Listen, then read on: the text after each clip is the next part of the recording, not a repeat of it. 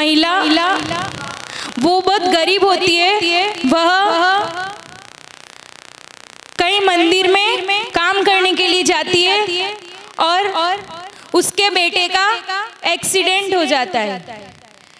तो उसकी पड़ोस की महिला बोलती है कि तू दिन भर मंदिर में काम करती रहती है, भगवान के पास रहती है, फिर भी तेरे बेटे का एक्सीडेंट हो गया। तो वो कहती है मुझे मेरे भगवान पर विश्वास है। तो वो बालक ठीक हो जाता है, फिर महिला वापस अपने काम में लग जाती है। फिर थोड़े दिन बाद वापस उसके बेटे का एक्सीडेंट हो जाता है और वो महिला, पड़ोसन महिला वापस उसकी सहेली को कहती है देख तेरे बेटे का वापस एक्सीडेंट हो गया, तू ये मंदिर में काम करना छोड़ और तू तेरे भगवान पर इतना विश्वास रखती है तो तेरे बेटे का वापस एक्सीडेंट हो गया।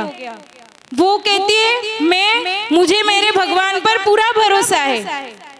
फिर उसका बेटा वापस ठीक हो जाता है। थोड़े दिन बाद वापस महिला काम पर लगती है और वापस उसके बेटे का एक्सीडेंट हो जाता है। तो पड़ोसन महिला वापस अपनी सहेली से कहती है देख तू बार बार कहती मुझे मेरे भगवान पर भरोसा है, भगवान पर भरोसा है, तू सब फालतू की बातें छोड़, देख तेरे बेटे की कुंडली मुझे दे, मैं मेरे बाबा जी से दिखवाती हूँ। तो उसने कुंडली दे दी, लेकिन मैं डिगूंगी नहीं, मेरे भगवान पर मुझे भरोसा है। वो पड़ोसन महिला कुंडली लेकर जब जाती है अपने बाबा जी के पास तो उसने कहा कि ये व्यक्ति तो ये मर चुका है। बोले नहीं जिंदा है, उसका बार बार एक्सीडेंट है, वो जिंदा है। नहीं, वो तो कब से इस कुंडली के हिसाब से वो कब से मर चुका है। तो वह कहते बाबा जी कहते हैं इसके पीछे कुछ ना कुछ ऐसी शक्ति जरूर है जो इसको बचा रही है। तब उस महिला की आंखें खुलती है और कहती है कि मुझे सच में तुझे तेरे भगवान पर भरोसा था, तो तेरा बेटा अभी भी जिंदा है, मुझे भी तेरे भगवान से मिला। वैसे ही तो अगर गुरु के प्रति, भगवान के प्रति अटूट श्रद्धा और भक्ति होती है तो सारे काम अच्छे से होते हैं और कोई भी बड़ी से बड़ी बीमारी भी क्यों ना आ जाए तो सब ठीक हो जाती है। वैसे ही एक केकड़ी का प्रसंग है। 18 साल का बालक था जब सुश्रुत सागर जी महाराज जी का चातुर्मास केकड़ी में हो रहा था और आचार्य भगवान दिल्ली में विराजमान थे। तो पता लगा उस 18 साल के बालक को भी कैंसर हो गया। 18 साल का युवक था, वह उसको भी कैंसर हो गया और उन्होंने कहा, जब डॉक्टर को दिखाया तो डॉक्टर ने उसको कैंसर बताया। तो महाराज जी के पास आए वो और कहा, महाराज जी आप कुछ ऐसा आशीर्वाद दो कि ये ठीक हो जाए। तो उन्होंने कहा, हमारे गुरु आचार्य भगवान सुनील सागर जी महाराज जी दिल्ली में विराजमान है, उनका वहाँ चातुर्मास हो रहा है, आप एक बार उनके पास जरूर जाइए। तो वह आचार्य भगवान के पास आए और आचार्य भगवान को सारी बात बताई और आचार्य भगवान ने आशीर्वाद दिया।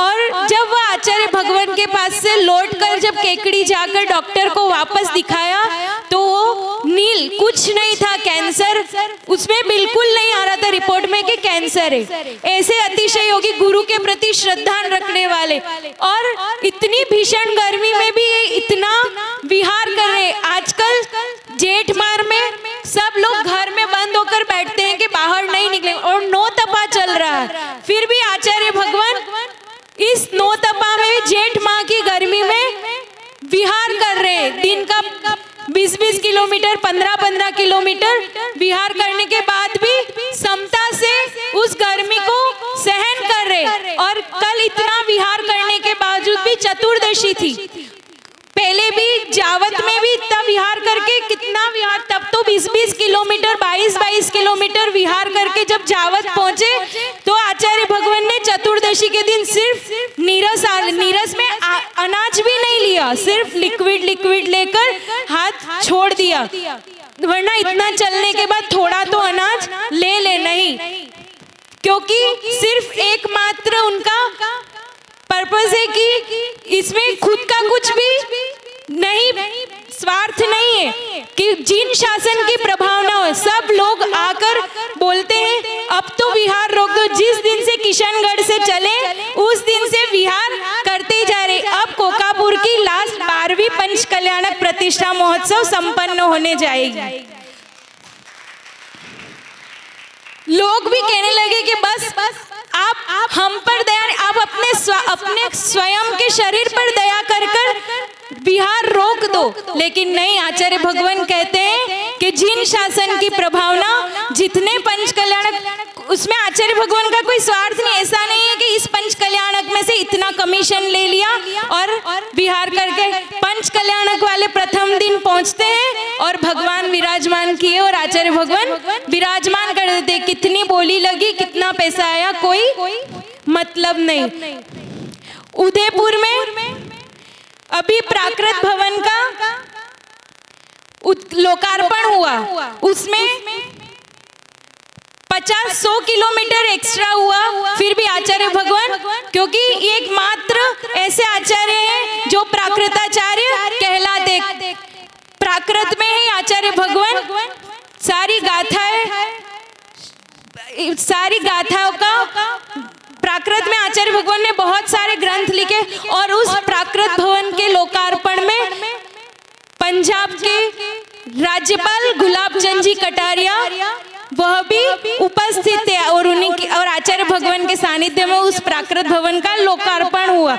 उन्होंने कहा, आचार्य भगवान से निवेदन किया कि बहुत गर्मी है और मैं आपसे निवेदन, मैं राज्यपाल तो हूँ लेकिन उदयपुर का नागरिक होने के नाते आपको निवेदन करता हूँ कि आप इस उदयपुर में, झीलों की नगरी में, आप 2025 का चातुर्मास करें।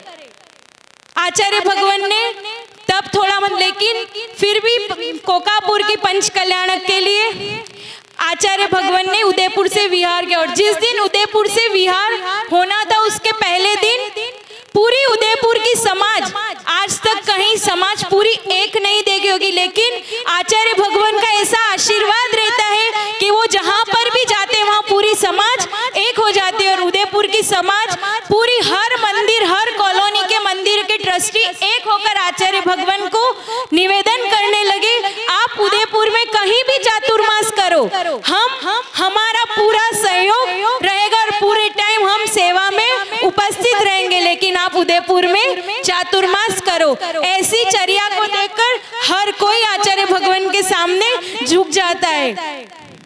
ऐसे अतिशय योगी आचार्य भगवान के चरणों में नमोस्तु नमोस्तु नमोस्तु। जय बोलो परम पूज्य आचार्य भगवान सुनील सागर जी गुरुदेव की।